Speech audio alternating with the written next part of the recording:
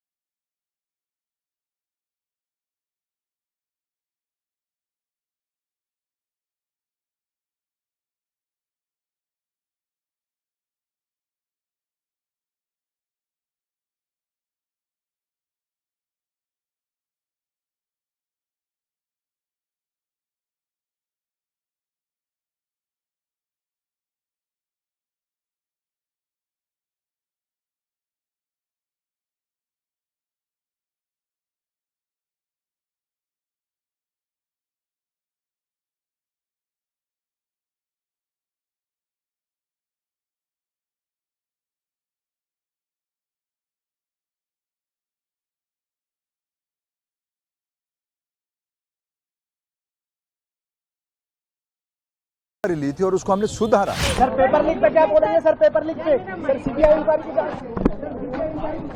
NEET की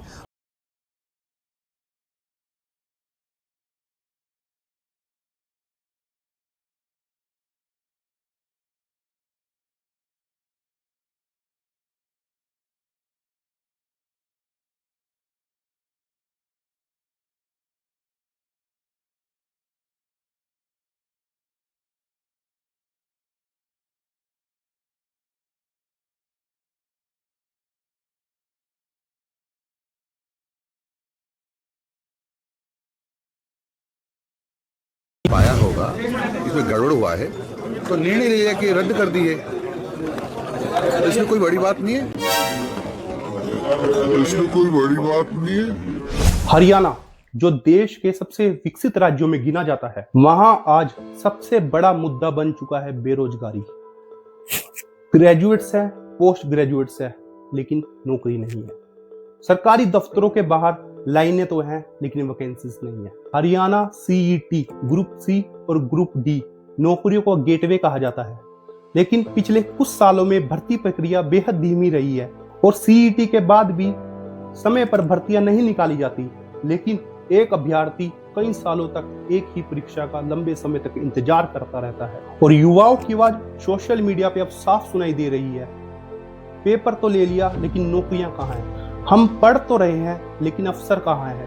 coaching institutions भरे पड़े हैं लेकिन सिलेक्शन लिस्ट खाली है। और सरकार की तरफ से यह भी कहा जाता है भर्ती प्रक्रिया पारदर्शी है और यह समय लेती है, लेकिन ग्राउंड रियलिटी ये है युवाओं का पेशेंस अब समाप्त हो रहा है। पिछले लगभग 11-11.5 वर्षों में आदरणीय मोदी जी के नेतृत्व में बिना पर्ची बिना खर्ची के हमारे कार्यकाल में 11 वर्षों के अंदर 1,80,000 नौकरी हमने दी है युवाओं को पारदर्शी आधार पर।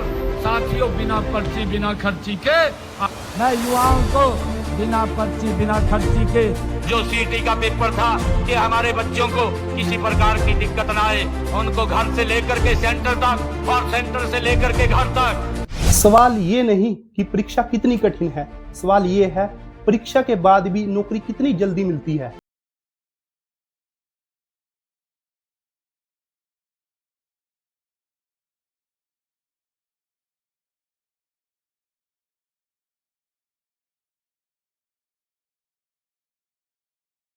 कंटेंट